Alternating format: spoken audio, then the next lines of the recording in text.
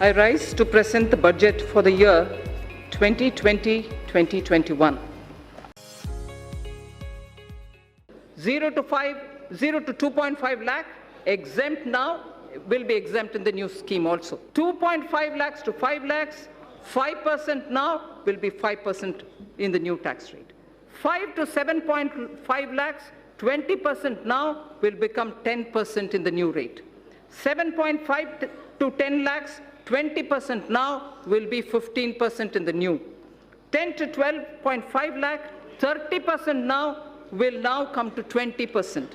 12.5 to 15 lakh, 30% now, 25% in the new rate. Above 15 continues at 30%.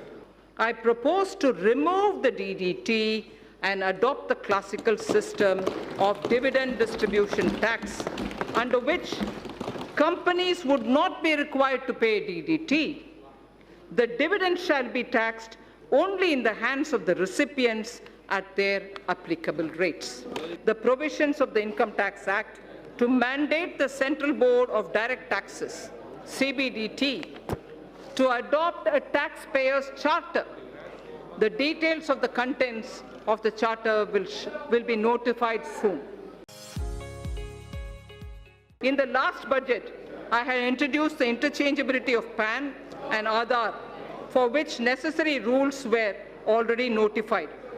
In order to further ease the process of allotment of PAN, soon we will launch a system under which PAN shall be instantly allotted online on the basis of Aadhaar without any requirement for filling up of detailed application form. Indirect tax, sir. As I mentioned earlier in part A of my speech, reforms are continuing in the GST. A simplified return shall be implemented from 1st April 2020. This is under the pilot run. It will make return filing simple with features like SMS-based filing for nil return, return pre-filling, improved input tax credit flow, and overall simplification. Refund process has been simplified and has been made fully automated with no human interface. Electronic invoice is another innovation wherein critical information shall be captured electronically in centralized system. It will be implemented in a phased manner starting from this month itself on optional basis. It will facilitate compliance and return filing. Several measures have been taken for improving compliance. That has been a worry for many of the states, sir. Aadhaar-based verification of taxpayers is being introduced. This will help in weeding out dummy or non-existent unit. Dynamic QR code is proposed for consumer invoices.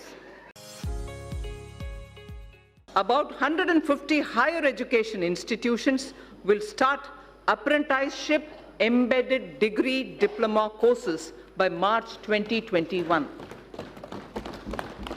The government proposes to start a program whereby urban local bodies across the country would provide internship opportunities to fresh engineers for a period up to 1 year.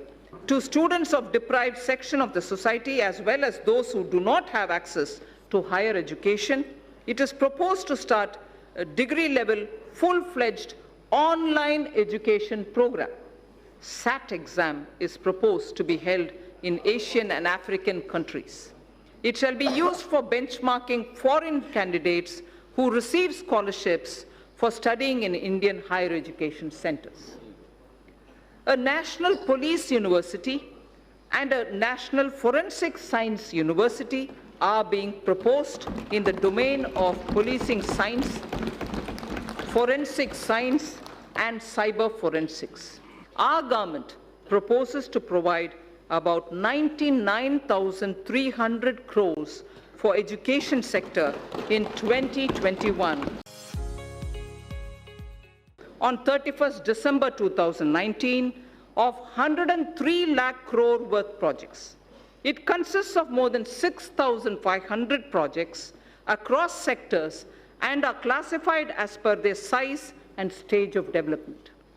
These new projects will include housing, safe drinking water, access to clean and affordable energy, health care for all, world-class educational institutions, modern railway stations, airports, bus terminals, metro, railway transportation, logistics and warehousing, irrigation projects, etc. The National Infrastructure Pipeline envisions improving the ease of living for each and every individual citizen in the country. It will also bring in generic and sectoral reforms in development, operation and maintenance of these infrastructure projects. A huge employment opportunity exists for India's youth in construction, operation and maintenance of infrastructure. National Skill Development Agency will give special thrust to infrastructure-focused skills and their development opportunities. In September 2019, the Prime Minister has launched the Coalition for Disaster Resilient Infrastructure with its secretariat in Delhi. This global partnership is the second such initiative, international initiative, after the launch of, as members would recall, after the launch of International Solar Alliance. That was in 2015. This global partnership will help in addressing a number of sustainable development goals, as also the aims of Sendai framework. It will enhance climate change adaptation with a focus on disaster-resilient infrastructure. India submitted its nationally determined contribution under the Paris Agreement in 2015 on a best effort basis, keeping in mind the development imperative of our country. Its implementation effectively begins from 1st January 2021. Our commitments as action will be executed in various sectors. In large cities having population above 1 million, clean air is a matter of concern. I'm sure a lot of our members will be keen to know about what steps are being taken for cities and clean air.